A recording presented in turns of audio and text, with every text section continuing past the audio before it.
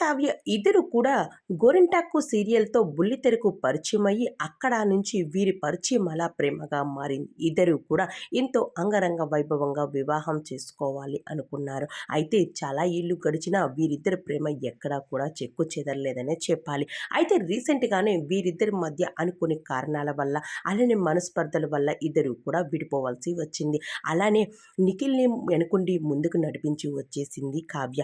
అయితే big boss హౌస్‌లోకి కూడా వెళ్ళాక నిఖిల్ కూడా చాలా సార్లు చెప్పుకొచ్చాడు. నాకు అమ్మ తర్వాత అమ్మ కావ్య.